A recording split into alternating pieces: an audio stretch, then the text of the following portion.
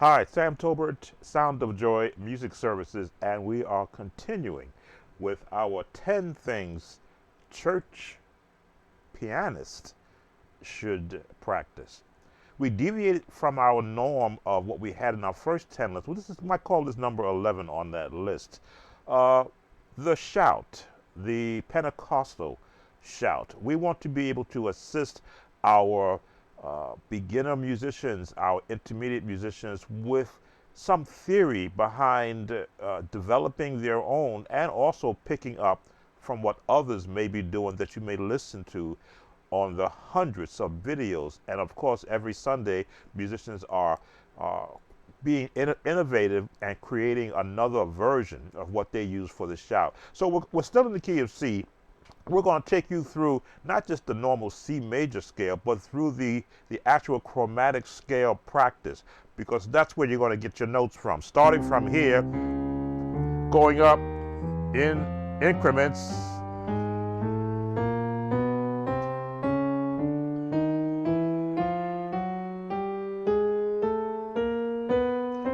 Now, which fingering do you do? Whatever is comfortable for you to hit that note. Now, I know this may seem kind of boring.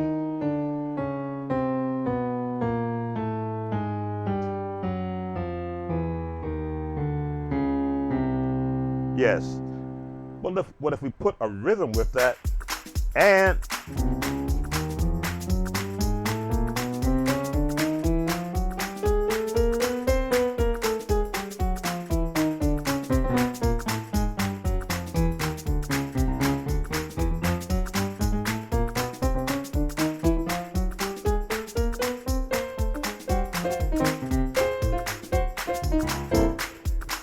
so you put an actual rhythm with that kind of practice, and all of a sudden now you get to see what practicing allows you to be able to do. So we're going to look at our listing, mastering the 1-4-5 progression. What you're hearing a lot of musicians skirt around is where they're going to be placing their movement around chords. Now, the 1 chord in the Nashville system is right here in the key of C. The 4 chord is here. The 5 chord is here. Bland in most respects. So you're always going to look at the inversions that you could do in these keys. Still bland. So now you're going to look at what extensions are you going to put on it. Usually in the jazz mode, I keep getting this incorrect. I've got to get my jazz nomenclature down. The 7th, or the dominant 7th, is the flatted 7th. 1, 2, 3, 4, 5, 6, 7, flat the 7th chord, and now all of a sudden that chord name changes. If you were to take off 2 notes, you've got a tritone. So you hear a lot of musicians using that tritone feel, because they're playing a dominant 7th chord and they're taking out the C and the G, and then they'll move this chord from the right hand to the left hand.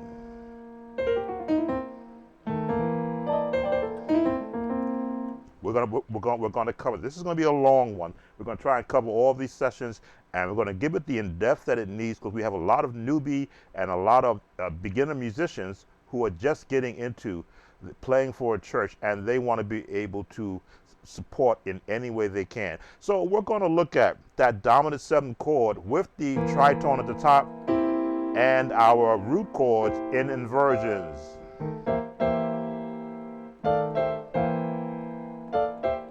Now you can see you have to practice this and this and this, so that you can bounce in between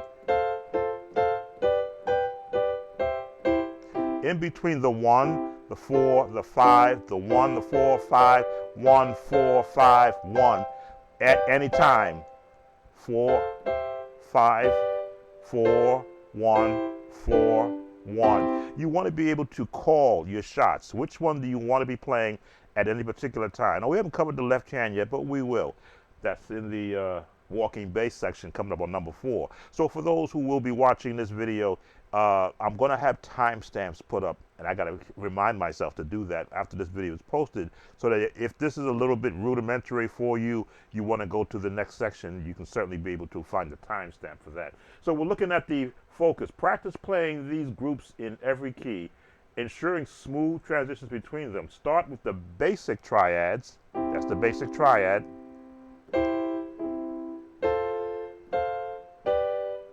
Triad meaning three notes played simultaneously. Then with basic triads, then incorporate more complex voicings like the dominant sevenths or the ninths. Now the seventh, again, I told you, is that flat seventh. That's that driving chord you hear.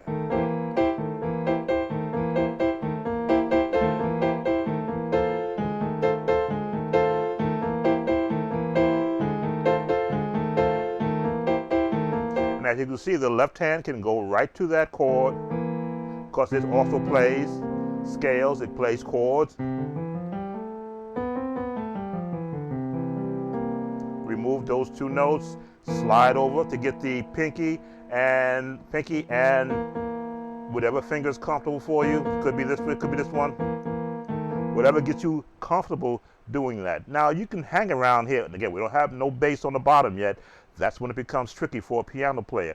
The concept is you're in the one, that's your one with a seventh on it. That's the extension, they call it. Well, they call it a complex voicing. I call it an extension because you're adding from the root. There's your extension. Now, the 4 can be here, or what many like is that minor 6 chord.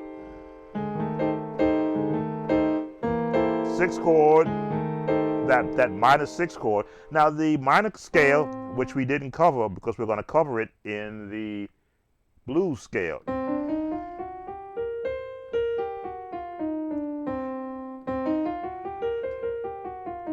That's why we had you practice chromatic practice like this to introduce your hands to moving up into the blues scale.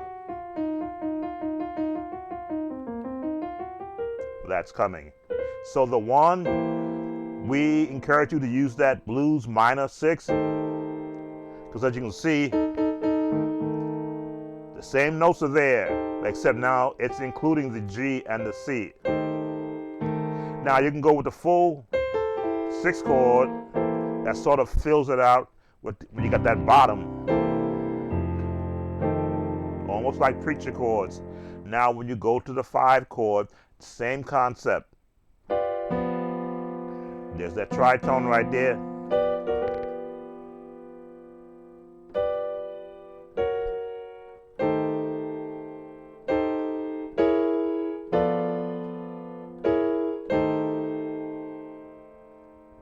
And we'll give you, well, we got something like a half diminished chord there. There's a diminished chord to fill it out and resolve it.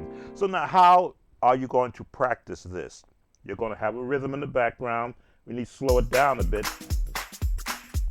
Let's go down to 109 beats per minute.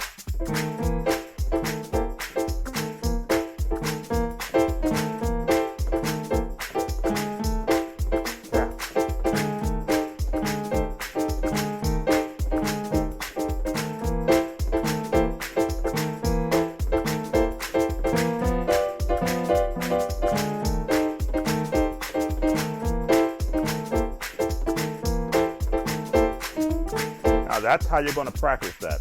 Just turn that down and keep that in the background going.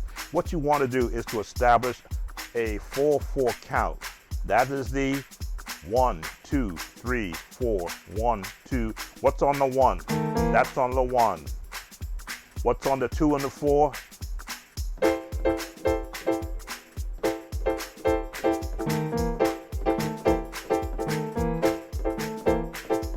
And you can syncopate it, which is coming up, I think, in number 2, syncopation. So we're sort of jumping ahead.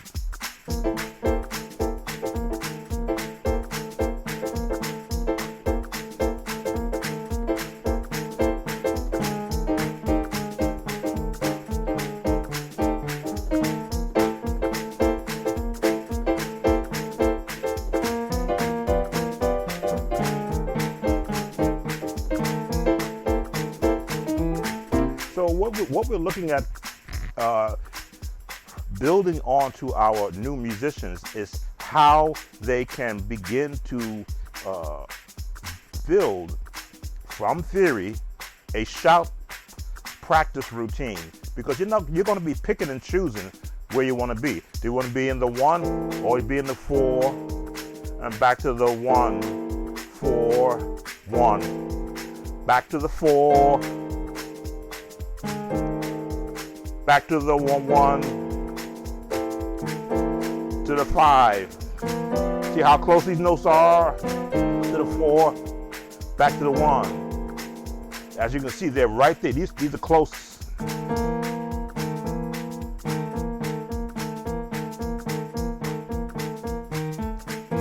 can hold it down to the 4, right there, real close. Just 2 notes down, 2 notes down. This is all theory. Tritone, up 1 note, half step up, half step down, 2 steps down to the half step down. I gotta think about these notes.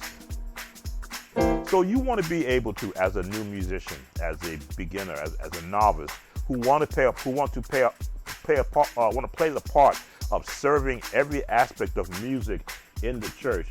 You want to be able to not only support that church musically, but support yourselves, because these shout patterns also instill a little happiness in you. So now, when you want to expand, we're still in number 1, mastering the 1, 4, 5 progressions. Turn this down a bit, because I'm gonna leave it down right there. When you can plan where you want to go. Do you want to start in the 4 or do you want to start in the 5? Sometimes you want to start in the 4. Let me turn it up a little bit. Rather than in the 1. Right there in the 1. And this is for our new musicians. They get comfortable to see that you don't have to start in the 1. You can start in the 4. Right there in the 4. And pick and choose where you want to go. Now I'm going half steps. Half step.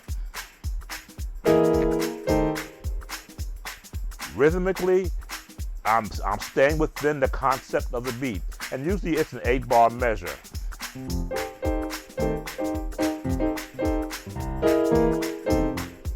I'm in the 1 here. A little different way of approaching it, because jazz does that to you. Gives you all the different modes of which you can pick.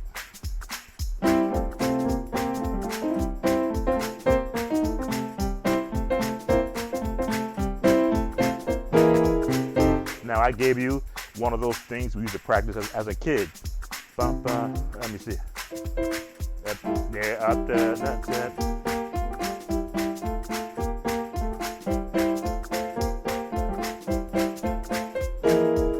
To get me to the 4.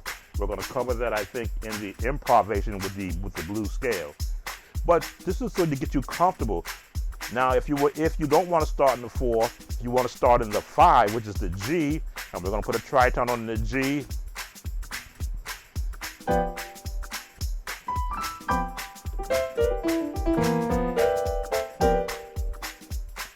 Normally, you don't start in the 5. Usually, you're going to start in the 5. That means you're going to the 1.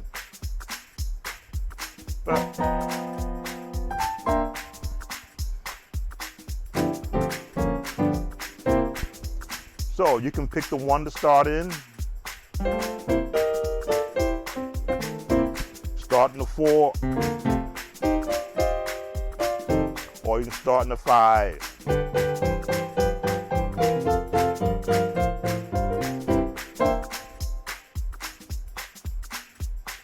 So, for the new musician, let me just cut that beat back a little bit. I want to keep that rhythm in there because it's good practice to hear that rhythm in your head, so that if you don't have a drummer, you can at least lock into that speed from a practice standpoint. Still with the chromatic scales on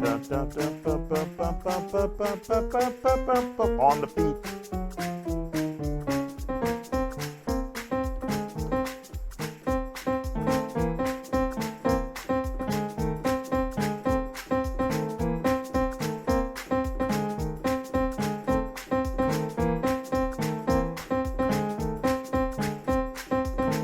So you don't need a whole chords, a whole bunch of chords. You can just rock in.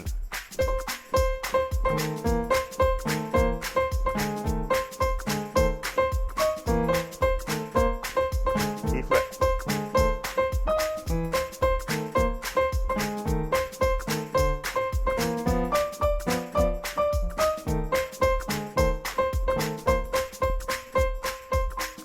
Hear that beat, downbeat.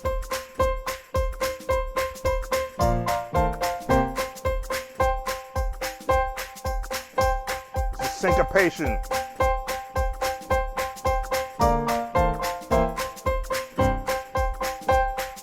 On the down, the down.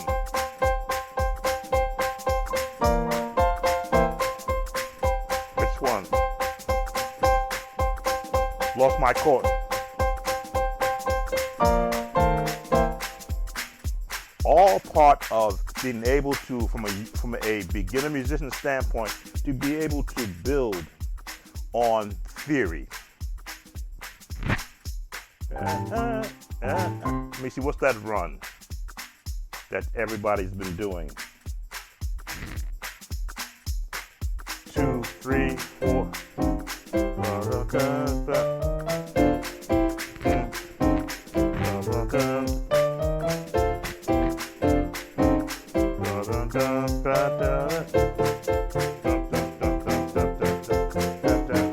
4, 5, 6, 7, 6. So theory helps to listen to what you hear other musicians doing in videos, and you want to do it also.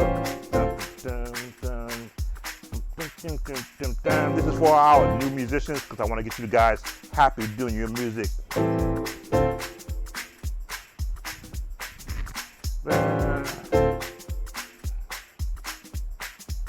And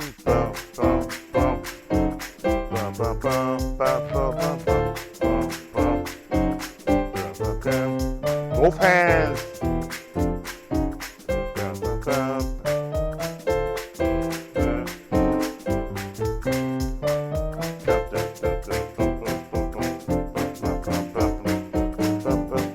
A, B flat, B major.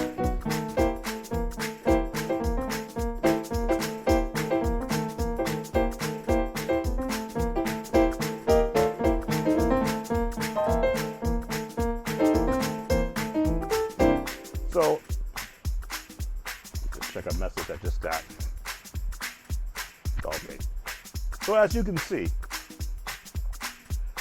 in working in just the 1 and the 4, and we did extend it a little bit past that, but in working in just the 1 and the 4, you will see that you can create your own path around a, I'll call it a standard progression, 1, 4, 5, but then you implement the 7th, the minor 6s, and this chord I call this B major, B augmented chord. It's really a G chord, just extended there. There it is. Was this your tritone? And you're right there.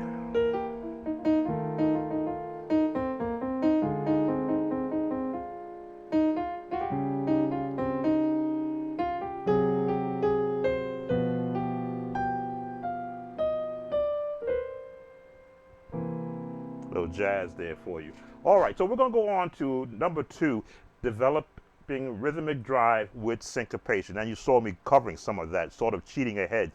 Rhythmic drive is for the piano player. This is when you have the mindset of a drummer, because the piano is a percussion instrument. You have to strike it, not necessarily with sticks or with mallets as you would an actual xylophone, but using your hands, you determine how loud it's going to be by how you strike it, which means you can now change the rhythm of what you're playing. When I do the scale like this, that's my finger striking the notes just across the notes. But the minute I become rhythmic, where I now strike it, All of a sudden now I can change the volume up from soft to hard, soft, and I can articulate when I want to strike it harder. That is where the wrist movement comes into play. Not like this, just banging down, but you're letting your wrist bounce. That's why it's so important, even something I've got to be careful of that when I'm sitting in this comfortable swivel chair, that I am not at the correct height. Your wrist should be up above the keys when you're playing. I'm sort of a little bit lower because this comfortable seat I'm sitting in does not extend me. But because I'm so comfortable playing with my fingers, I'm not worried about being able to, as they say, come across the top of the keys like this. I can get what I need to do done being in that comfortable chair. But for you, from a practice standpoint, a bench or a chair which has you elevated above the keys so that your wrists are comfortable enough to be straight across is really the correct way, so that you are not fighting, holding your arms up while you're playing. Your wrist can just jump right on it. But the rhythmic part of the shout is where, from a piano player, you can have so much fun, provided, of course, you can be heard. The rhythmic part, if you have the ability to think like a drummer, they're using both hands when they're drumming. They're going.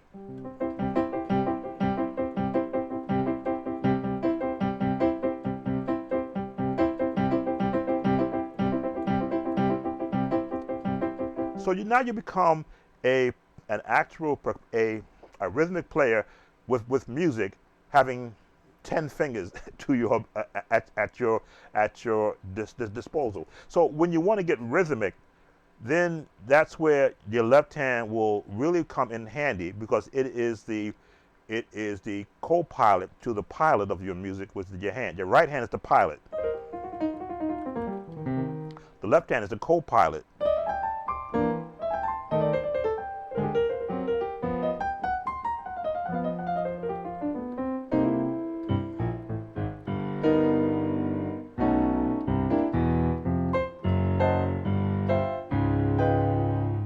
So, that being said, the left hand has to be trained. As you saw me doing with the rhythmic chromatic keys, what better way to train your left hand? How to bounce, bounce, bounce, bounce, bounce, bounce, bounce, bounce.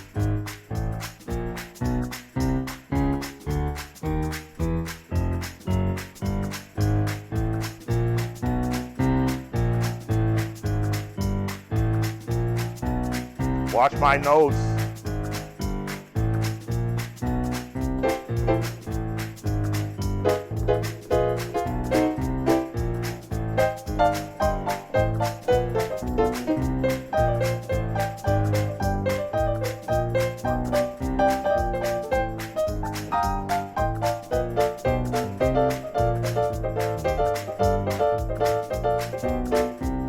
Rhythm.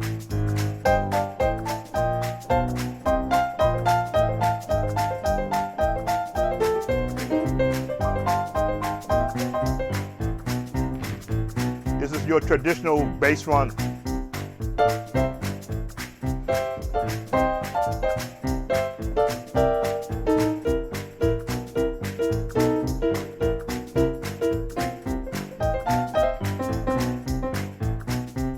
If you can't do octaves yet, then this is scales.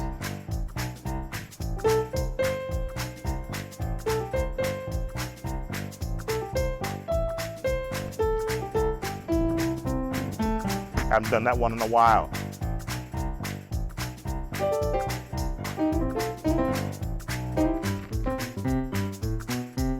This is the one I like to do. Dun, dun, dun, dun, dun, dun, dun, dun.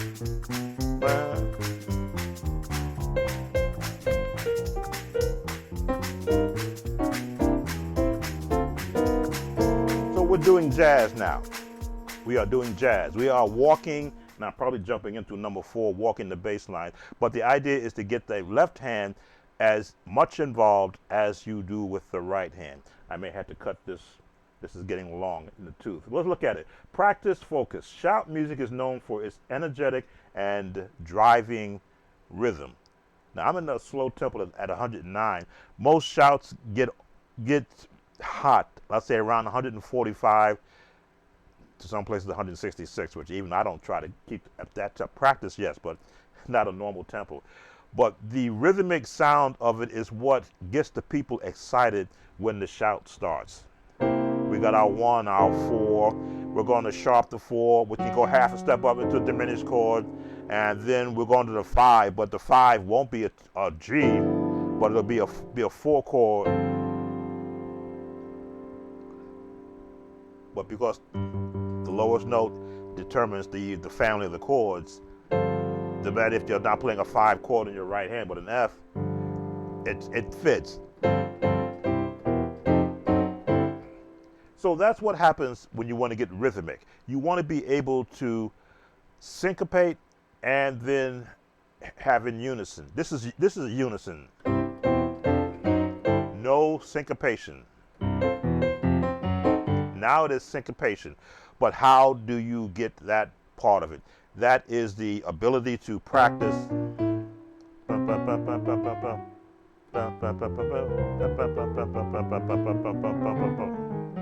When you can practice with both hands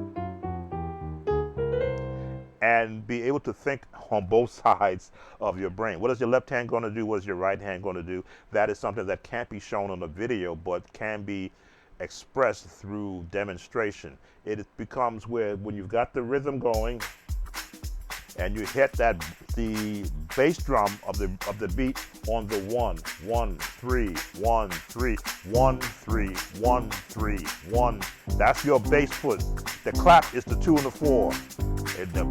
And church ministers tell you they hate when the church people clap on a 1 and a 3. They get angry. This is the 1, 3, 1, 3, 1, 3, 2 and a 4, 4, 2, 4, 2, 4, 4, 4.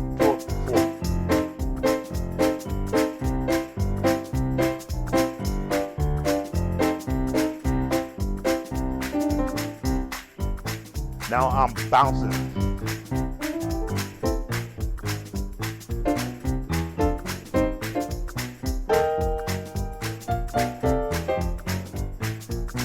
I'm in between the 1 and the 3. And the 1, 3, 1, 3, 1, 3, 1, 3, and 1, 3, 1, 3, 1, 3. Bump, bump, bump, bump, bump. This is what syncopation is. Bump, bump, bump, bump, bump, bump, bump, bump, bump, bump, bump, bump, bump, bump, bump, bump, bump, bump, bump. This is for our beginners. Bump, bump, bump, bump, bump, bump, bump, bump, bump. E, F, F sharp. 1, 3, 1, 3. Now you can throw those tritones.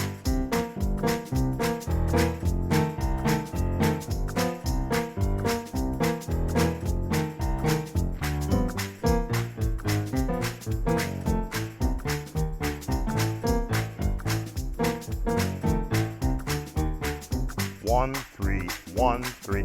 Syncopation. Now my right hand can do anything it wants. Let me see. Mary had a little.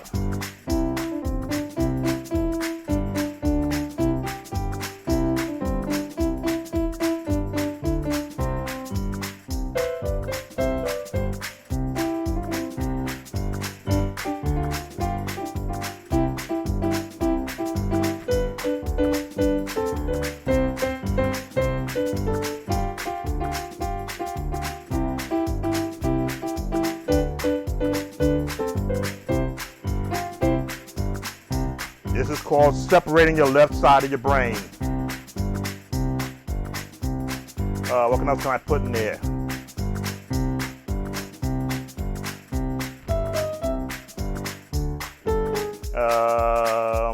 Can I put chords?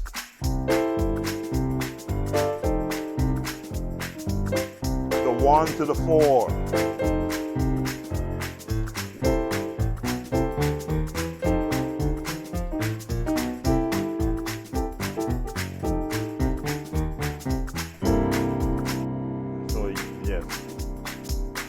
My hands are getting tired. That's why I'm stopping. Because this is the exercise I would do as a youngster. I'm talking about 12, 13, 14 years old, practicing on my father's Hammond B3 because I wanted to be able to develop a good bass hand based upon what I've heard other musicians do.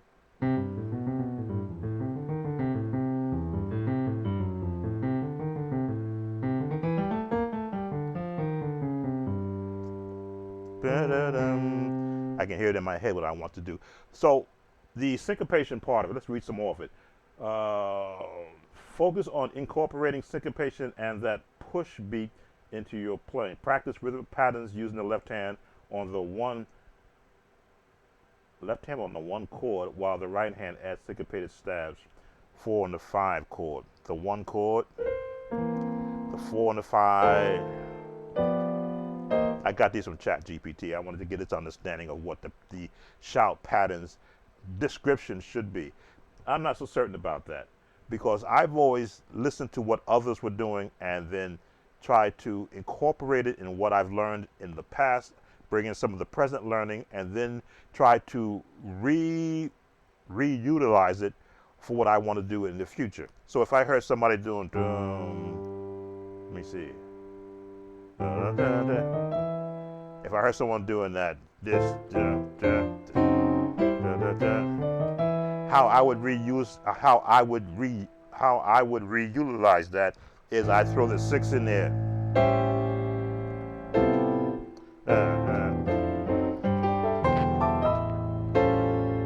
I'd throw that chord in there on the 3 because I like that sound.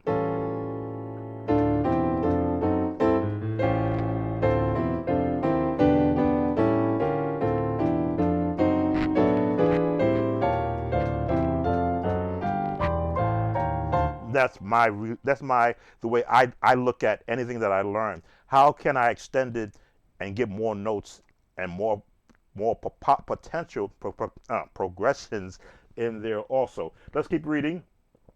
Practice the rhythm where the left hand plays on the beats 1 and 3, which we just did, and 5th of the 1st chord, and the right hand plays offbeat stabs alternate between 2 and 5 chords. Okay. Don't worry about the chords. Again, that's good reading to get the objective theory of it.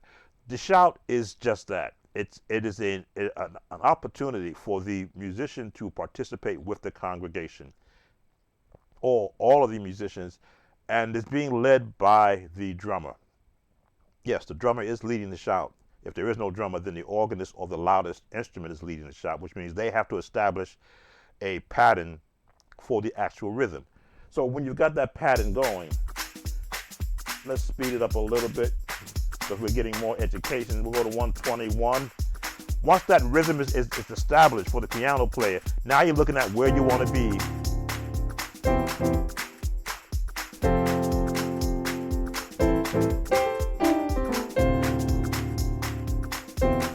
I'm just doing chords.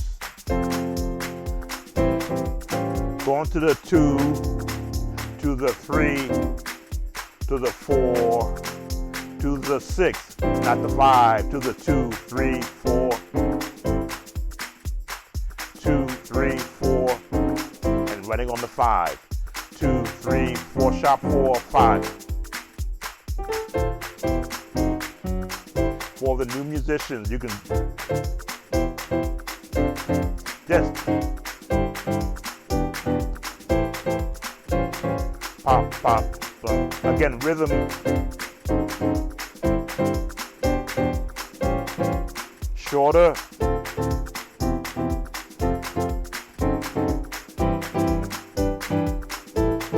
Smaller.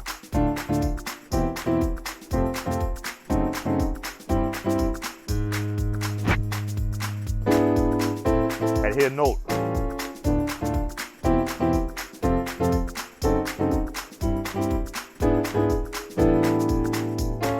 Bump, bump, bump. And just stop right there. Turn. 4, 1, 2, 3, and 2, 3, 2, 3, and this is just rhythm.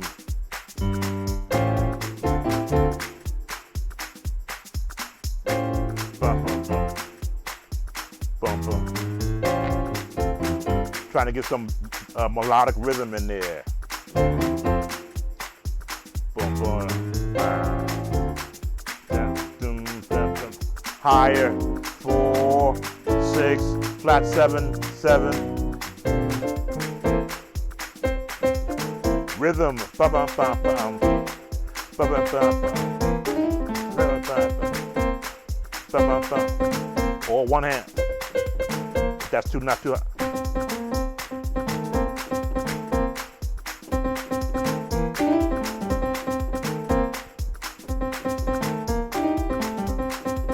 See how they help each other?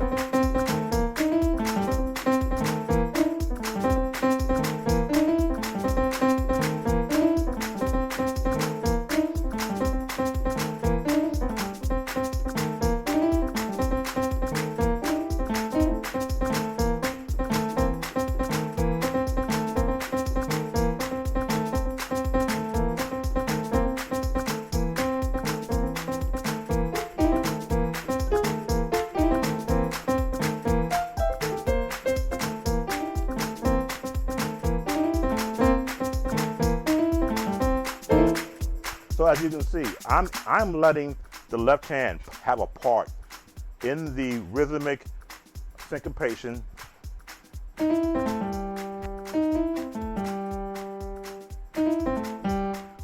But still hold its part in the chords.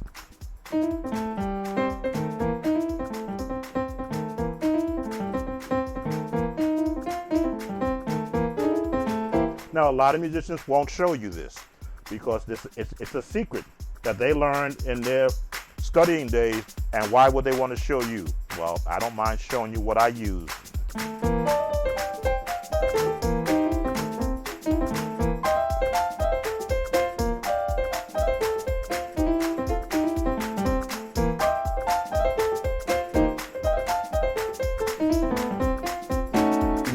Now, I have a lot of shout runs that I like to use.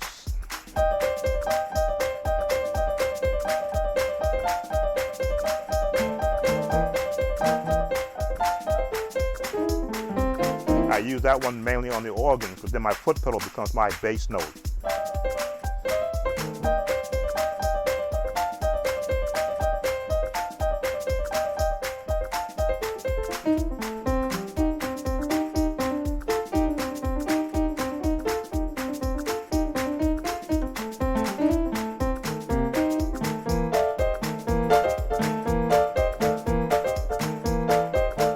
Now, as I said, you're going to introduce the, and this is number 3, improvising the blues scales.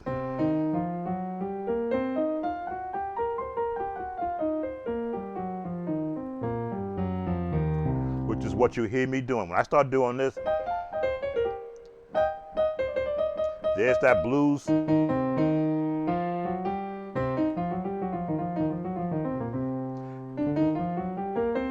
It's part of the minor scale, minus how you want to get to your particular notes, what you want to use them for. Jazz and gospel, they're not even brother and sister. They're like husband and wife in the sense that they are, when you use one chord, the other one just change the note and it just fits. Major, 7th, but then if you go to the minor, it fits. Major, go to that minor, it gives you a whole different tone. There's the minor.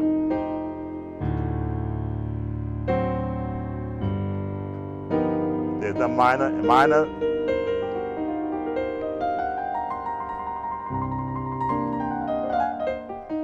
It's almost like you're taking preacher chords and turning it into a shout, which is what you're doing.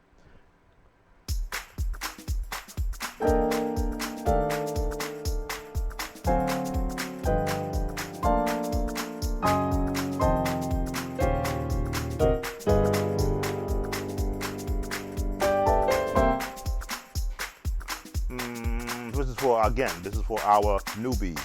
So let me pull back on some of the chords. Go right here.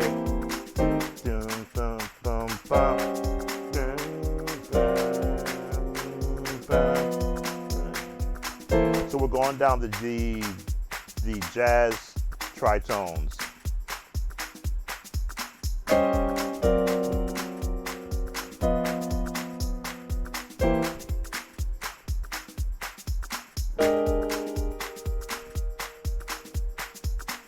one that I have.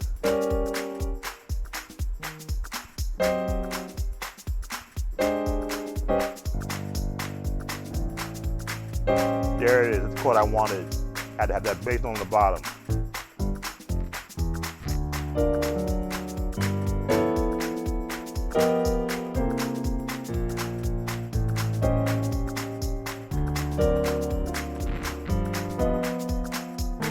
And you're right back into. Now I'm giving, I'm gonna take a pause right here. Station break, you might say. Station break. I've been giving quite a bit, covering up, we're on number 3. We just changed my view. Let's switch here. No, that's what I want to switch to. Whew. Yes, I've been covering quite a bit, and we're going to get back to the last 3. I may shorten those up a little bit because I've shown so many chords. We want musicians, those that are, especially on this channel, to not feel as though you're being, what's the word I want to? You always try to find the correct word whenever I am talking about music. Not trying to show you up, which is why you see I have this larger view of what you can see what I'm doing on my keyboard. I was one of the first on the internet back in the AOL days when high-speed cable started becoming accessible to people, that I could have a camera up above my keyboard to show my fingering. Didn't have the Chordy app back then, but there was a camera. If you look at a lot of my older videos from 2006, I had a very poor looking camera, but you got to see my placement of my hands on the keyboard, so that if I'm talking to you, or I would actually write in the notes so that you can see what fingering I'm using. And most times I would try to slow it down because I would be conscious as to who's watching me. The advanced musicians would get probably bored, but those who were brand new were at least given a bird's eye view of the movement that it takes to play piano, and especially gospel piano for a church. When you want to be in the mode of a shout, and this is what I would do as a youngster, I did without a drummer, without a drum machine even. I had to picture myself if I was in church, and if it was going at a particular tempo, I would set the tempo using my foot, my left foot generally, and then I would try to mimic what I would potentially do if I'm in service. Again, you have those quick pops. Quick pops. Then, what if I didn't want to do the same thing? Then I have to change.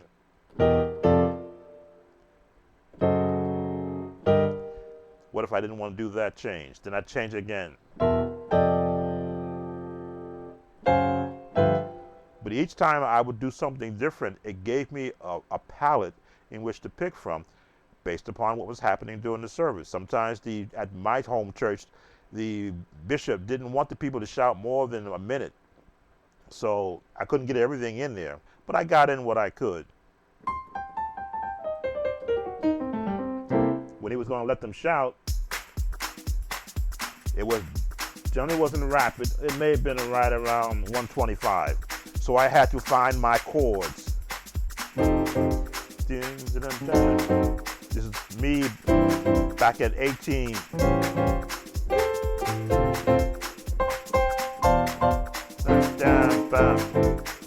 The 6, the 2,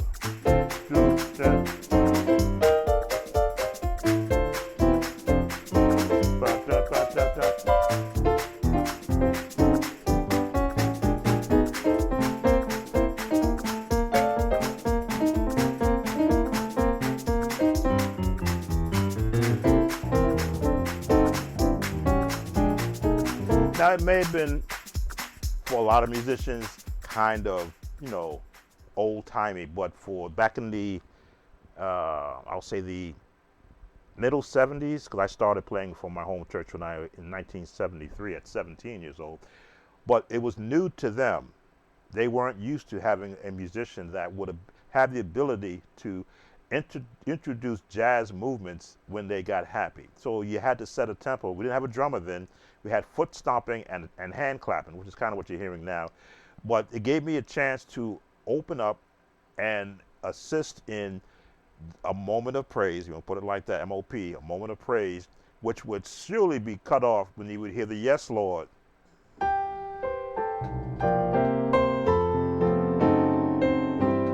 And I didn't try to force it after that because I knew what that meant. Bring it in.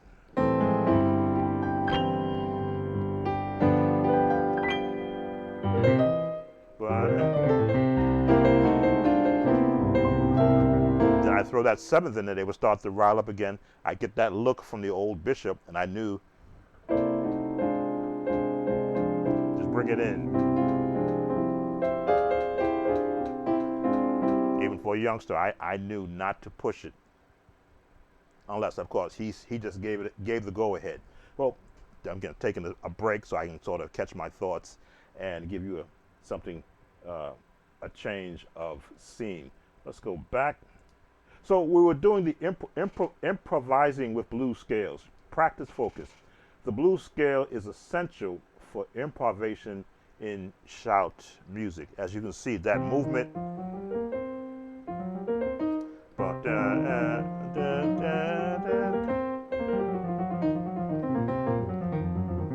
And you can see I practice it with my left and my right hand because I want them both to be able to move in this scale.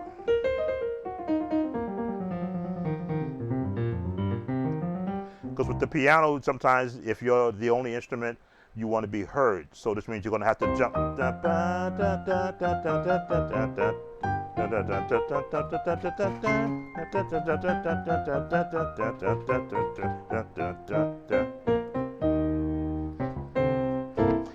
You got to be able to pour yourself into a practice session so that when you get into a live setting in church, you know how much you need to, how much is needed. Better to have more than you need than not have enough, music-wise.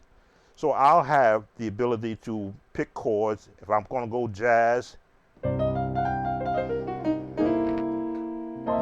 on the improv,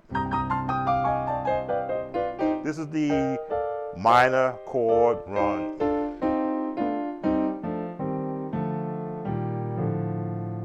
And hold the major. On the James Cleveland album, you would hear this all the time.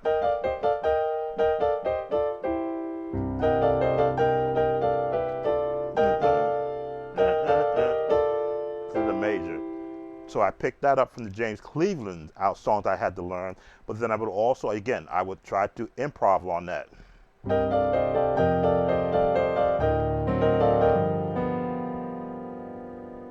Go my jazz turn.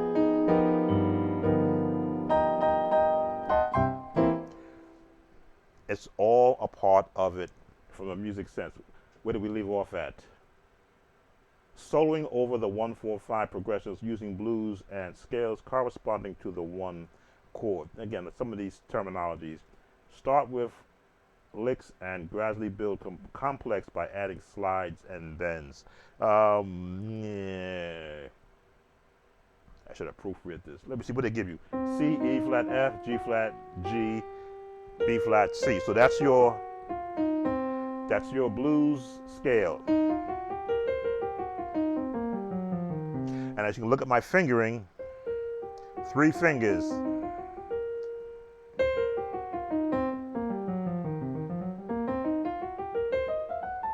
Can do that scale.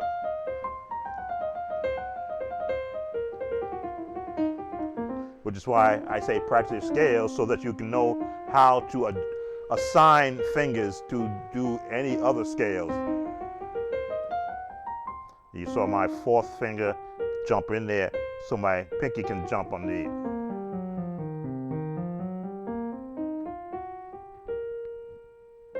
Now, do you have to be fluent in the jazz scales? You can be fluent in any scales. Because what if you want to go and change keys?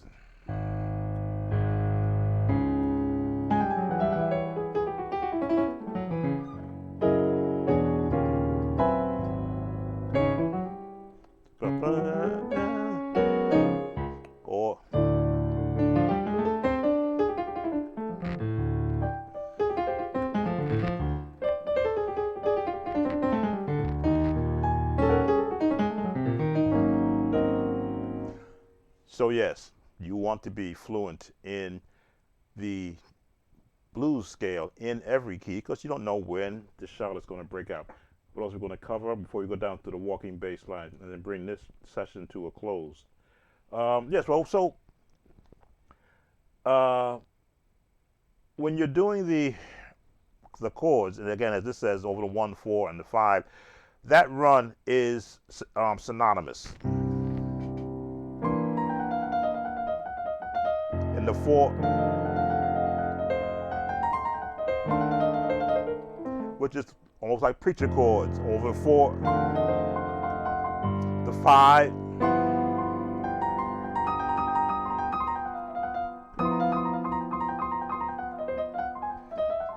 and why does that work? Because if you look at the scale, there's your 4, there's your 5 in that scale, which means it will work depending upon how many notes you add or subtract.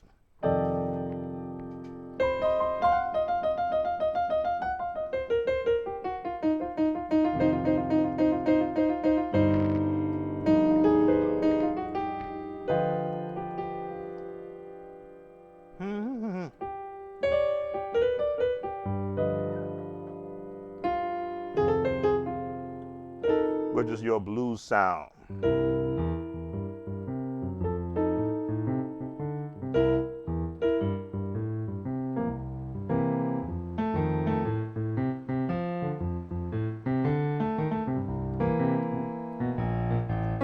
Six, 2, 5.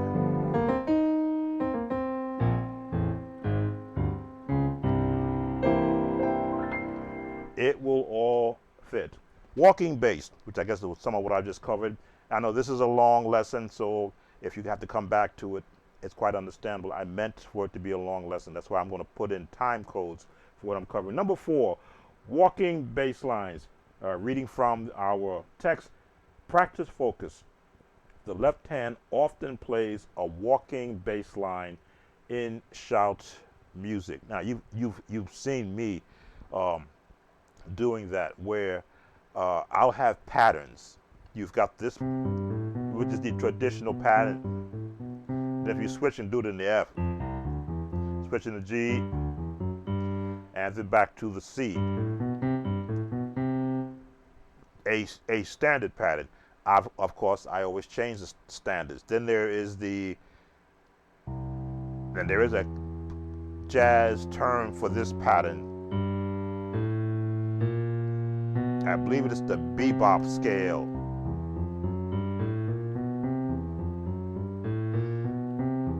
Every musician, church musicians, learns this pattern because it's the walk up.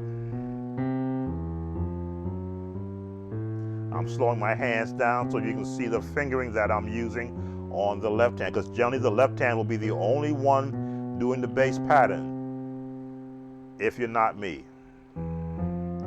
Both hands for me should practice the same patterns.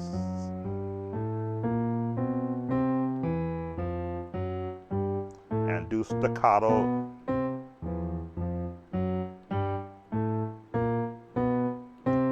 Why? Because it's good practice.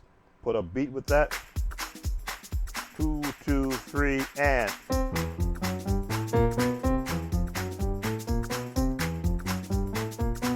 Staccato with me. Short notes. Legato. It's lazy. Staccato makes you work. Go down.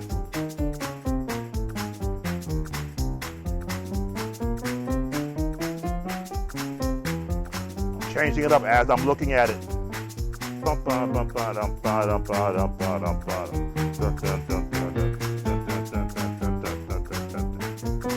And leave it. This is a walking bass. Legato, long notes. Better with a pop.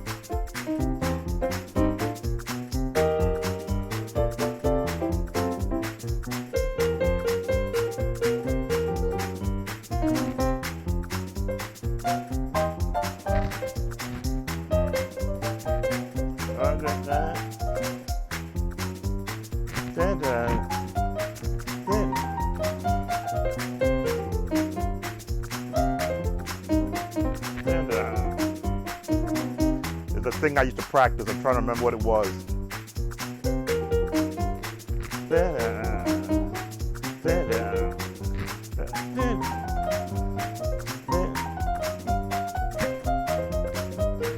And yes, this takes time to be able to separate your head, your left hand from your right hand. Octaves. And yes, this is tiring.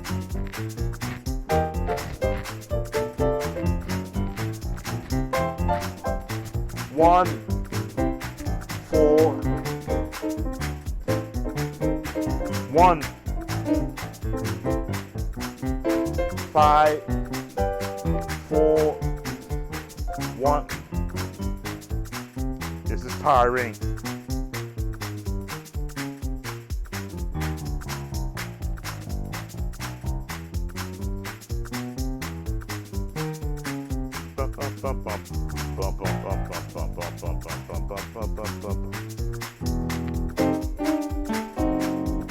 Tired.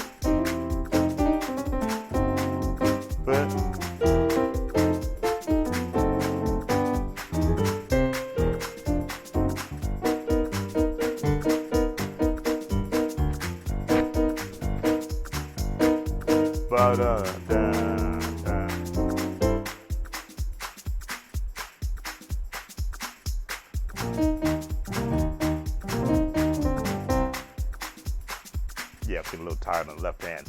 But that's what you're going to be doing with the walking bass. Let's see if we can cover some more and then let you grow. Practice walking bass lines that move through the 1-4-5 progression, incorporating chromatic passing tones and octaves to add depth to the movement. Now they do give you some examples: the C1, the F4, G5, back to C1, using the chromatic notes like C, E, F, F sharp, A, G, A, G, A, B flat. Why don't they give you the B there? Should be, add that B in there, because that's like a turn chord.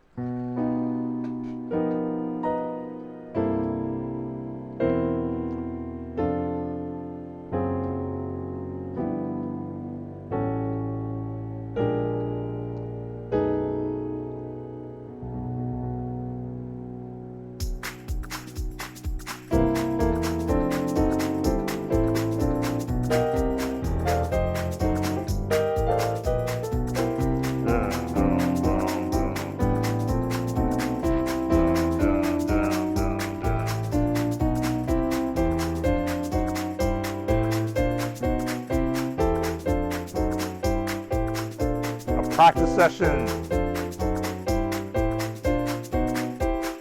So all you're doing in the right hand. Bass.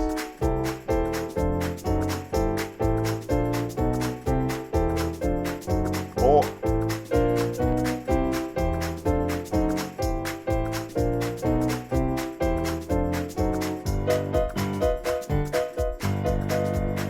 Four. 5, 4, flat the third, to the 2, to the 5, to the 1, and walk it.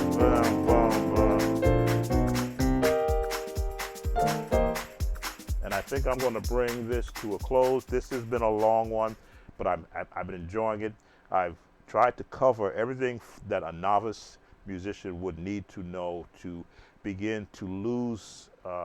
You don't want to lose the fear of, if a shout breaks out, that they don't know where to go first. Sometimes they'll just hang on one note.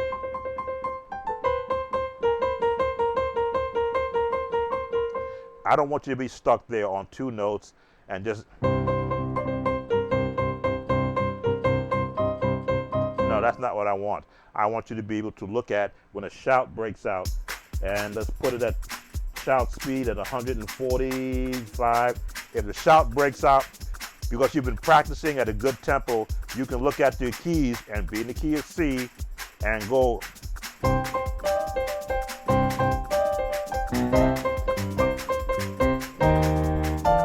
To the 4, the 5, 1, 3, 4, 2, 3, 4, 5, 5, 1 to the 4. But this way to the 4, to the 5.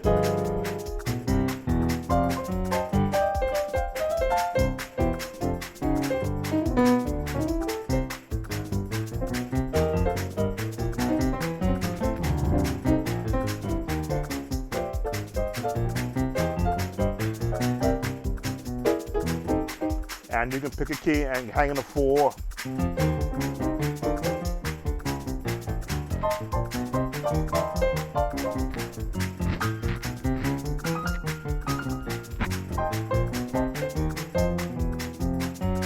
To the 5.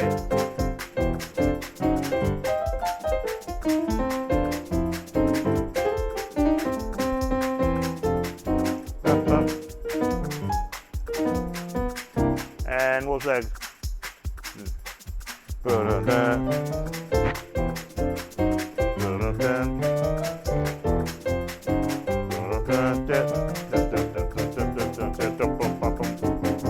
And climb.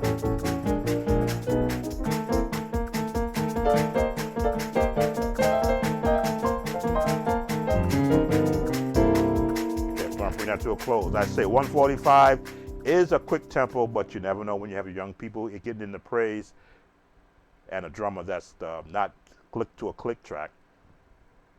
It can go anywhere. But hopefully these practical, theory-based, as you can see, I try to give you theory-based instruction so that we can establish you, the new musician, the intermediate musician. The advanced musician doesn't need all this because they're already locked into their own patterns, but at least get you established to where you have something to build upon. Sam Tolbert, Sound of Joy Music Services. As always, if you like these videos, consider subscribing to us. If you don't subscribe, we have more lessons coming. Wait till we pull the vocals in to the lessons that I have coming. Some songs I got to stay away from, but the ones that I can touch, I'm going to be pulling in some solo vocals, some 3-part harmony vocals, and part of our what's coming in the future. Thanks to your support for viewing these videos, you make it possible for me to be monetized, and I can now invest in myself and some of this new technology coming up with AI software, and then in turn share that with you in practical means. So thumbs up, like for the video. If you stayed on it this long, you're a trooper. Hopefully you took a chance to take a break. Thumbs up. What are we losing? Leave a comment. Always let me know what you want me to cover for you. There's still 4 more things on this series I haven't covered yet, and it's supposed to be for the summer. I added this one in, so I've got to go back and look at my notes, see what I missed on the previous next ones that are on this list. This series will be over in the month of August as we look to go into the fall. Now, what's coming in the 4 months? Let me just change my scene here. What's coming in the 4 months? I want to get you prepared for the Christmas season. That's why I said I'm glad I've got the actual AI software where I can now sculpt chords around actual singing voices. So I want to get you used to whatever denomination you're in, and I may put a post on the channel. What denominations are you currently serving? Because there are songs that are very specific for that denomination. Christmas songs are melodic hymns. That's all they are. But they need to be placed in keys where they're either group friendly or congregational friendly. So if you're going to be playing in B flat, just that opening right there in a Christmas song is very pretty. If you're doing Silent Night, F. I want to give you these chords.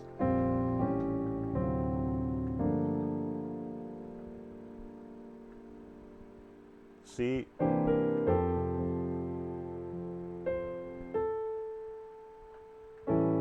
Small return.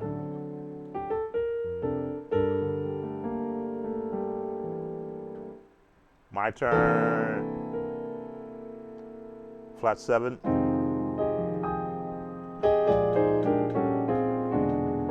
That's what I want to be giving you with an actual solo voice in the back. How you can actually take a song and apply all the notes that a keyboard allows you. And in actual different tone. We won't be using piano, but we'll be adding strings, bells, the vibes. This is what's coming once we get past the summer months and get into, I will say, mid-September into October, because then we'll be getting ready for the new year. Sound of Joy Music Services. Again, if I don't stop talking, I won't stop talking. I want to thank you for your support in keeping the sound of traditional, because what I try to do is keep the sound of traditional gospel music alive and still delve into what's happening now.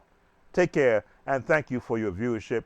Hit that like button and leave a comment as to what you would like to see us cover besides your viewer requests. Take care now. Bye.